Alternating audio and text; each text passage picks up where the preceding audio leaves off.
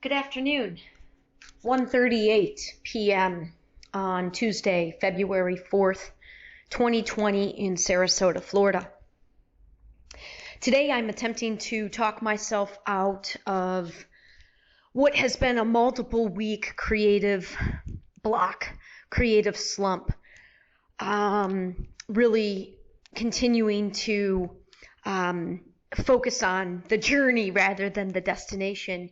But given sort of the to-do list I have for my company's work at the present moment, it's a little challenging for me simply because I'm still laying some foundational groundwork to be able to focus on the work and not sort of the, how to get the work out, how to distribute the work, if you will. Very much in the process right now of establishing my own podcast rather than continuing to do only what I've been doing for the past 7 years, which has been to do recordings when I feel inspired to do so. They have very consciously been 99% of them all in the moment, unrehearsed, unedited, raw, and simply capturing the energy, the feelings, and the details of all the facets of my life at that given moment. Whenever I felt there's like a particular feeling that I would feel to be drawn to record. And lately, I've been trying to force this. And the forcing of it has been a direct consequence of feeling of just sort of the steps I need to take to be able to be prepared to launch a podcast. Among other things, I need to have a good dozen or so recordings, present day recordings completed, and be in a flow of just a routine, a rhythm, and a flow. Additionally, I need to have a small collection of present day recordings that are what I would call a little bit more professional than my raw, in the moment, unedited ones that have dominated the past 7 years. Now, I will still have as a primary descriptor of my work is that it is, to the greatest extent that I can do it, I do want the recordings to be raw and in the moment and unedited. However, I need to add just a little bit of a structure around this to make it just a little bit tighter. It's got to be, I want it to be more of a format. Right now I'm working on the idea of a 60-minute format where I'm breaking up the recording into 4 distinct segments. I'm still working on how specific or general I'm going to make those 4 segments. At a minimum, it will be predetermined by the topic of that day. And these are all new things that I've not done yet. I've not picked a topic to sort of hone in on, and I certainly haven't forced myself, if you will, to stick with a organized recording of it, time-wise or otherwise. So I'm just kind of, and because of all this, I've had this layer of pressure on myself that I think is the primary culprit of this creative block. That and the fact that simultaneously, I always try to have at least, my goal is to have at least sort of 3 projects in motion, being that they're all of the creative nature, and being that, as I'm learning again, you cannot force the creative process. It's either there or it's not there. And in fact, when you try to force it, oftentimes, at least in my experience, it almost kills the creative energy. So my hope is not to have too many things in the air at once, because I do believe I've historically struggled with being able to focus on, a smaller number of things and spreading my energy and my attention out too thin. So I think 3 is a good number. That's the number we're going with. But all 3 of my projects that I have in that, identified at this moment, none of them are flowing yet. They're all very much at sort of similar spots. One is to finish, I'm working on my first children's book. That one is a project being done with my good friend and neighbor, Kathy, who's going to be the illustrator. The brunt of the story is written, but the stressful part of that project is I am still very much in the very early stages of getting all the tools required. I'm going to get a cheaper, I have a MacBook as my primary laptop, but I need to get a regular HP laptop or in order for Kathy and I to sort of pass it back and forth, to have more of the standard Microsoft Office programs. I've run into this issue before. For example, my first speaking gig, which is the 3rd project, in addition to the podcast and the children's book that is presently on my table, that is taking place in 3 weeks' time, and I'm going to have to put that presentation into PowerPoint, which I do not have on my MacBook. So both the speaking engagement and the children's book are sort of, I don't feel as if I'm in a place yet where I can just wake up and focus on the creative aspects of those because I don't have the tools in place. And pretty much the same with the podcast as well. Clearly the hardest part, or I would argue the most important part, is the content of all of these things. But fortunately or unfortunately, the mediums through which the content gets distributed is of equal importance. And in many cases, that is not my strong point. And I tend to get stressed about, utilizing the technology and the programs, and I get overwhelmed and stressed and sort of turned off from then the part that I do love, which is the content that I'm, working to put together and assemble to be able to share with others. So it's been definitely a very interesting past, 4 or 5 weeks here into the new year.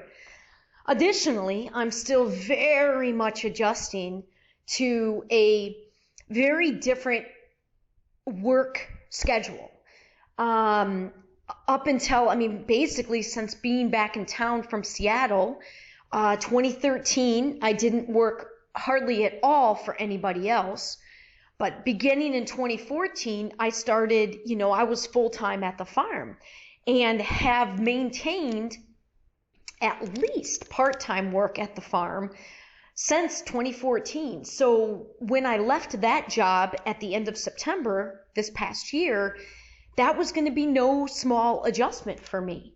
As I consciously created space, literal time and space for me to get back to the work of my soul, the books, the podcasts, the speaking gigs, and to be able to give myself the opportunity to take that work to the next level, which I hope is going to be able to earn me a little bit of an income, ideally as soon as the end of this calendar year, but certainly trying to set the stage to be able to begin to earn minimally a little bit of money by 2021, if not this year.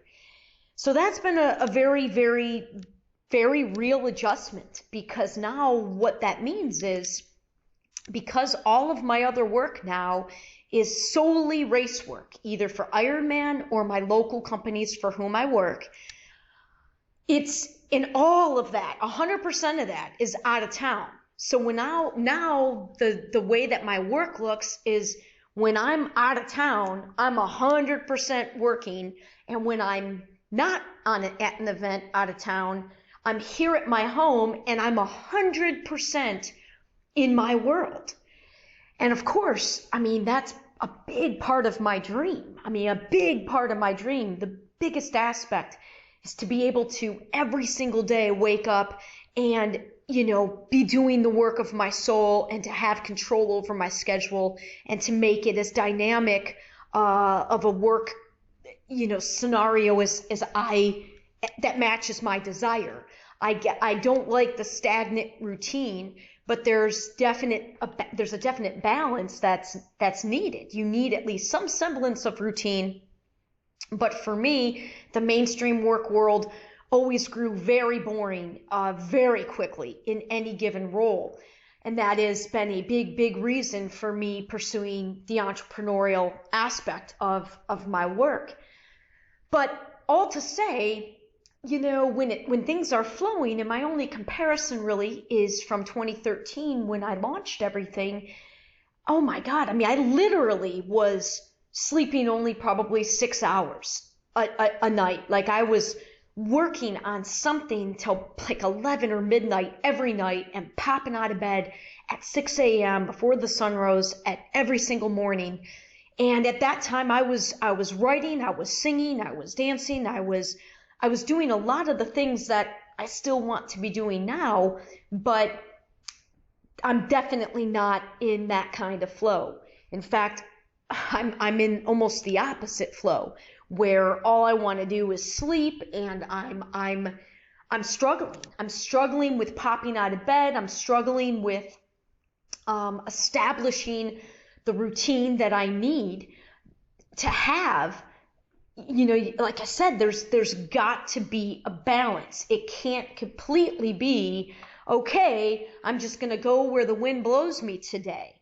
I do believe, from a much higher perspective, that down the linear timeline of humanity, that is sort of the type of society that we are on a path to be part of and to co-create. However, in the here and now, there's not yet enough to which I'm connected in the 3D physical world where, that sort of structure could be successful for me.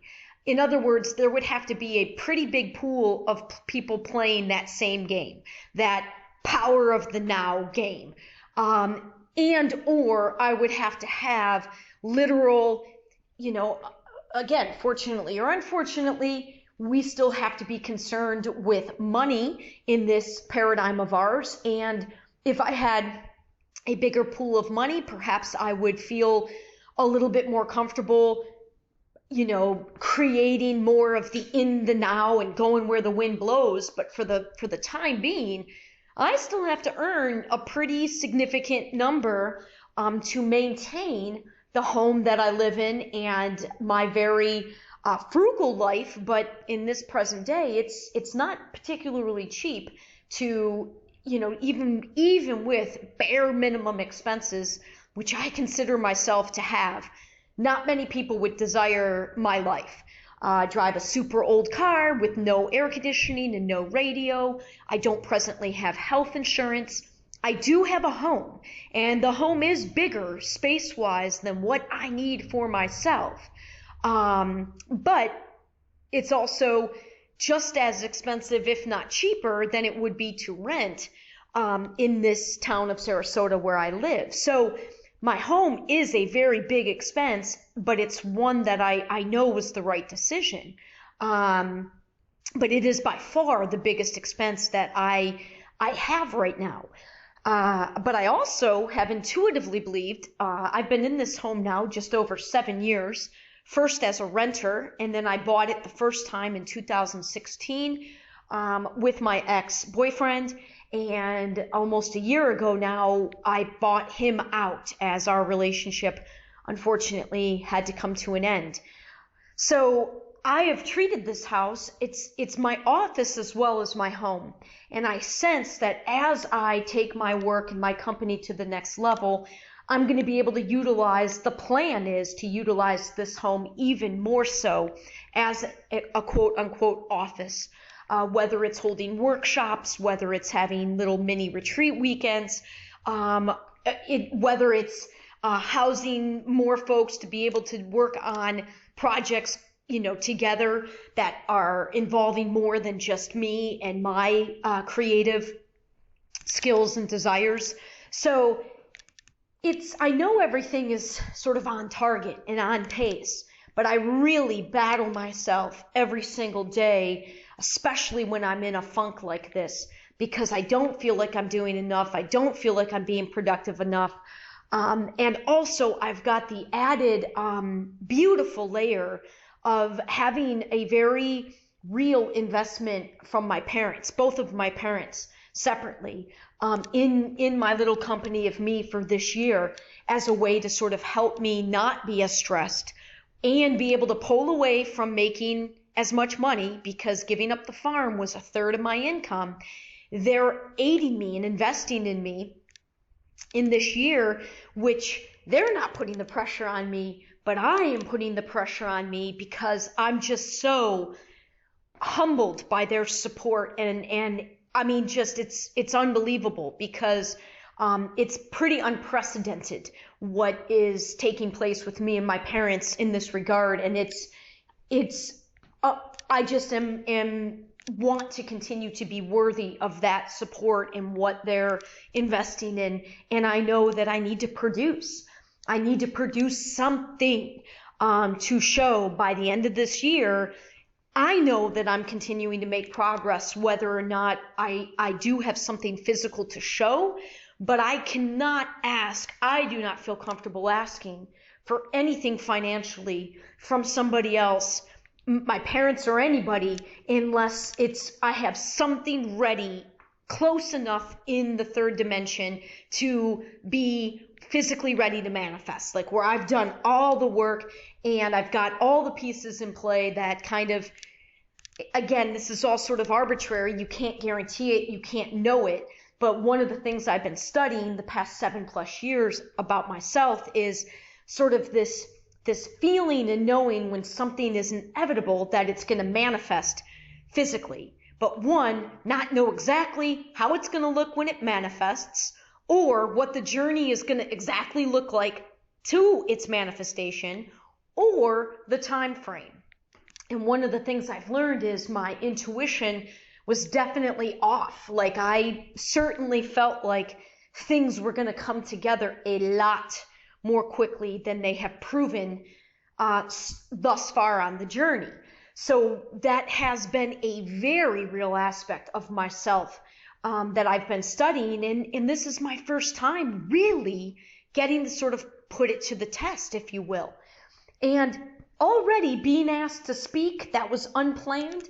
That was a pretty powerful. My mom was so thrilled and immediately saw, and felt like her investment in me and her decision to do that in me this year, having that right off the bat for the beginning of the year was amazing. But I still know that I need to have some things that tangible to point to by the end of 2020 to be able to continue to garner investment by anybody, myself or anybody in me. So I do have 4 specific goals in addition to the podcast getting launched this year, the first book being published, which I've since decided will be this children's book, the very first story I ever wrote when I was like 7 or 8 years old. The practice speaking gigs, I want to have had at least 4 practice speaking gigs under my belt by the end of the calendar year. And finally, a complete revamp of my website. Those are the 4 goals for this year. And all of them are in motion. That's for certain. They're all in motion. I've got some key players, an old friend and high school college teammate is, oh my God, she's amazing.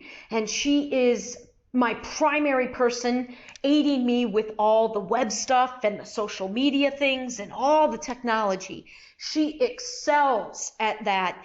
And having her in my corner in that regard, and as just a friend and an energy and a beautiful human being, is again humbling to me. And I'm beyond words grateful and appreciative, of her willingness to sort of help me in these early stages as I continue to sort of right now it's still a struggle. I'm definitely not in a flow, and the pressure I put on myself, a lot of times that can be a stressful, the ripple effect of that stress can be felt by others close to me. So it sort of takes a certain personality to be willing to even, barely glaze with some of those, glimpse some of that stress that can come from me. Although I know I am doing leaps and bounds better with all of this as compared to, oh my gosh, even myself just a few years ago, let alone if I compare it to a version of myself when I first launched this, and even more so, of course, if I compare it to my younger self in my 20s. It's definitely been a remarkable journey, and I know my biggest challenge right now is to continue to just try to be calm and to breathe and to trust the slowdown. A big theme is balance, and I've been wildly out of balance for most of this life. And this has been finding balance, creating balance, learning balance has been one of the probably top 3 primary general themes of the past 7 years, but it's something that I still absolutely have to work on every single day. And it's times like this where it's a real challenge. It's a real challenge for me to pull out of this type A, my masculine energy of do, and go, and that triple type A personality that defined most of my previous adult life.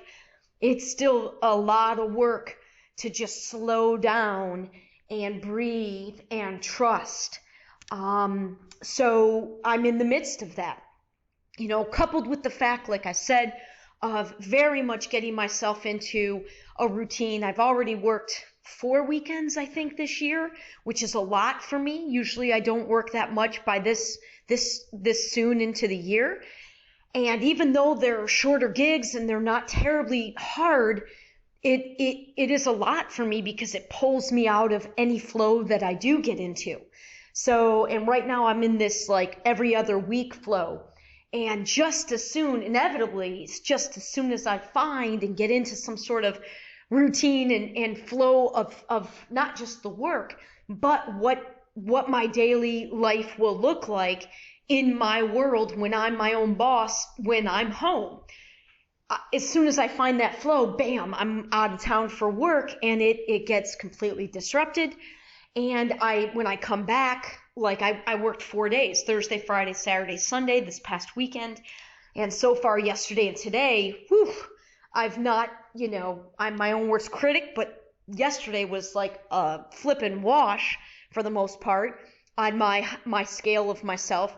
And today has been better, but not, again, from that more mainstream world energy. It's not at all anywhere near as productive and acceptable on the productivity level as what I'm used to. But I think the irony is, or the paradox is probably a better word, is the world, if you will, that I'm working to co-create and kind of trailblaze, be an example of, and trailblaze an example of, is not, it's not supposed to look like that. It's supposed to be a lot more balanced in its pursuit and calmer. So it's just a trip, and then you factor in my 2 kitties who, oh my gosh, since Thanksgiving, we've been in some health craziness with both of them.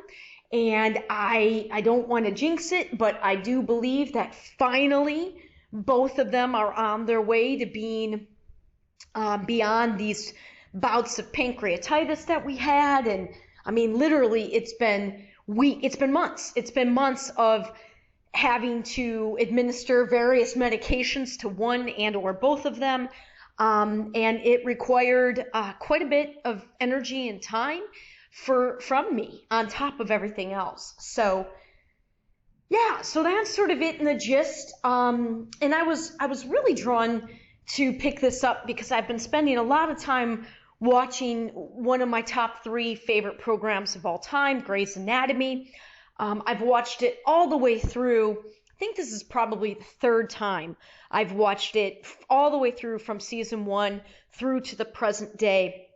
And I watched that show very much from studying it creatively. And it has served as a tremendous, it's affected me so profoundly as a woman. There has not been any other show, and I could list quite a few that are my favorites and extremely powerful for me. The West Wing, Dexter was a very powerful show, Breaking Bad, The United States of Terra, Northern Exposure. These are all really, really great shows, but nothing has affected me as a woman like Grey's Anatomy, and how the creator, Shonda Rhimes, and all the writers, how dominant, it's a feminine energy dominated show. Yeah, there's a lot of sex in it. Yeah, we know it's not, any doctor or nurse watching it, their blood probably boils like most people who are of a profession when they watch a fictionalized show created based on that profession. We know that there are, exaggerations and leniencies taken in the creation of the fiction that, we all kind of know that, I think, as viewers. And I can certainly appreciate how somebody would have trouble watching something that was wildly off in terms of portraying it as reality.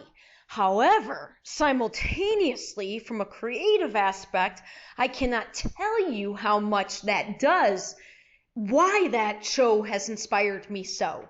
Because I remember reading a quotation by Shonda Rhimes once where she was like, I write the show like I wish and believe we can communicate as humans. Why aren't we able to, just be more real and more open with one another and, be able to be mature enough to know when you got to call the hierarchy and be part, call your role out in the hierarchy, and knowing how to kind of separate that. When to play that card. And I think that is a line that is danced unbelievably well in Grey's Anatomy. And while I know it doesn't portray things like you'd be like, oh my God, you could never say that to the chief, to the hierarchy and be able to keep your job. That the fact that she's portraying it as a possibility absolutely positively plays into the creating a world where one day that is possible. That is the mainstream way. And that is a big, big, big part of my work as well. What I feel like I'm being called to create, whether it's through a story, whether it's through, I don't know how it's going to come. I think because of my love of stories and the number of stories I've shared throughout my life with so many people, I sense it's going to come somehow, some way through a storyline, multiple intersecting storylines. And I intuitively feel like an enormous part is doing what I feel like Shonda Rhimes was doing in her creation of Grey's Anatomy. Yes, portraying something maybe that isn't, accurate in terms of the everyday, but portraying what can be. That's exactly what I feel like I want to do. I want to provide examples of, hey, acknowledging, yeah, this isn't how it is, but it can be like this. And the beginning steps that you have to take to create something new, you've got to at least put out there minimally in a quote unquote fictionalized way. Put it out there in words. You've got to express it first.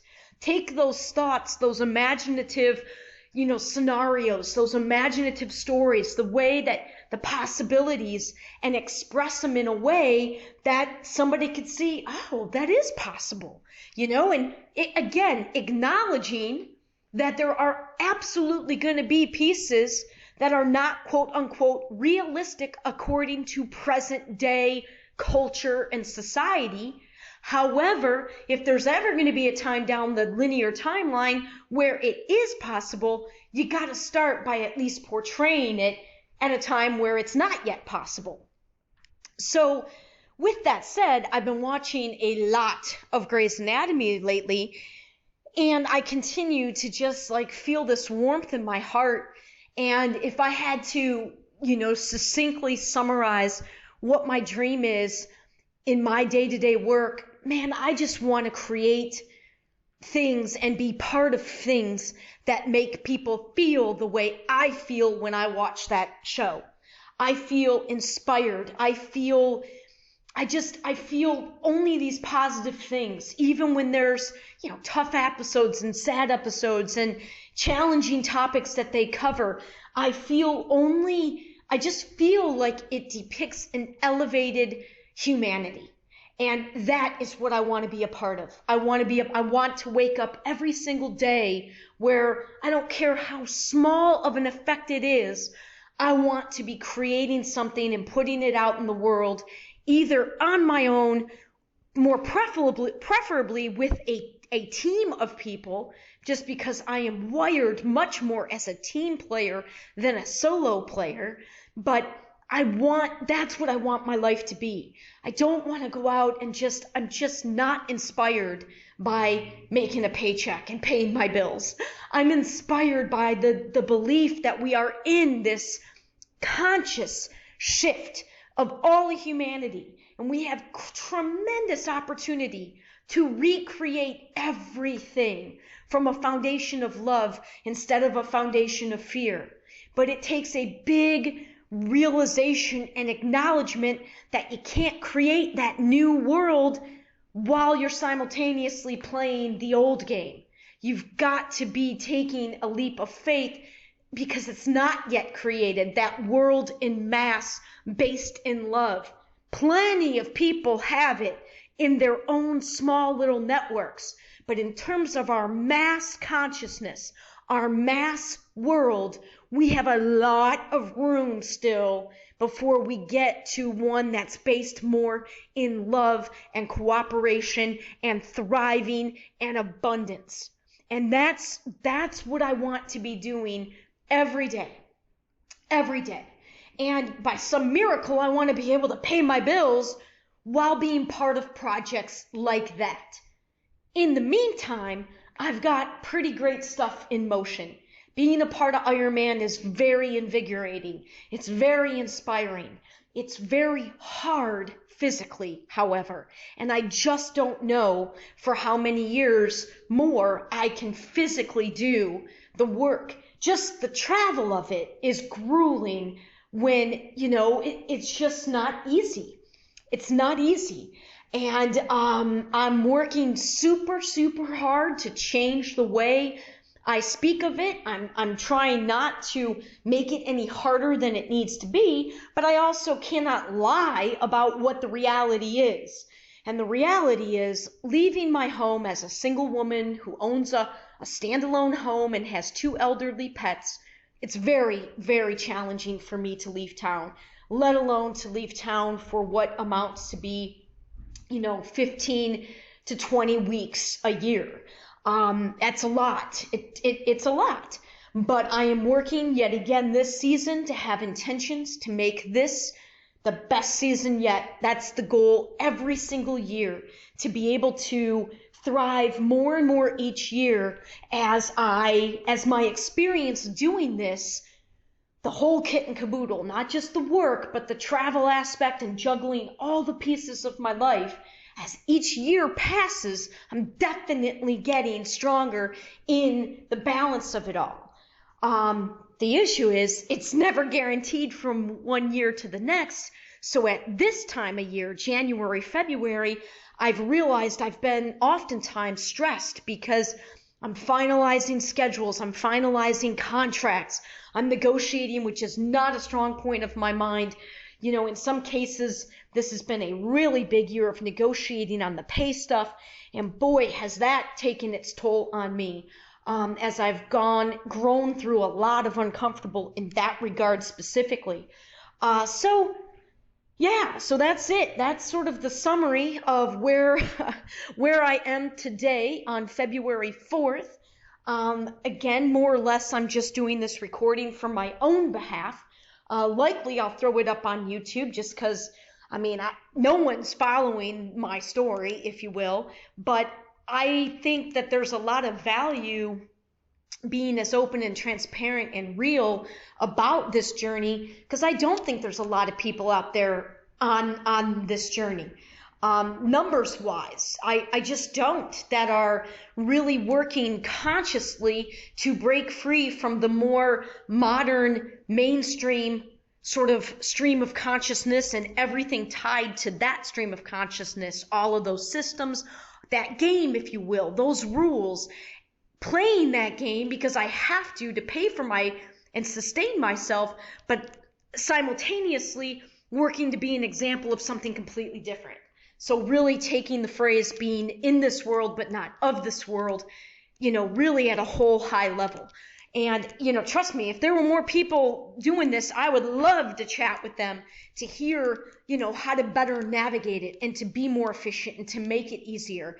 And that's a huge summary of what I intend to be for anybody kind of coming after me, if you will, that's out there trying to do this. I'm trying to share what the journey has been for me, recognizing that everybody's journey is 100% unique. However, there are definite similarities and commonalities that we're going to all face if you're being called to sort of follow a different path and not that traditional school work path. And I broke free from it pretty late, quote unquote, in life, mid-30s. Mid-30s is when I finally gave myself permission to go after creating something that had been clear in my mind since I was a kid, but there was nobody in my world. I just didn't see that as a viable option. So I tried to force myself into that old school model.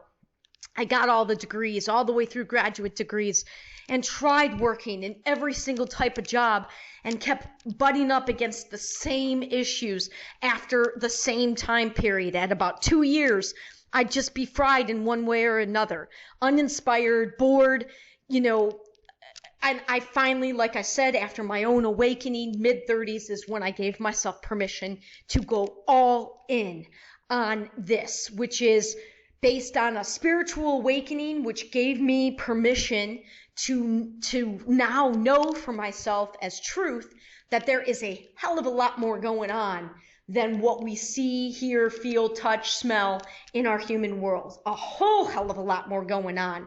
And I've always sensed it. I've always felt it.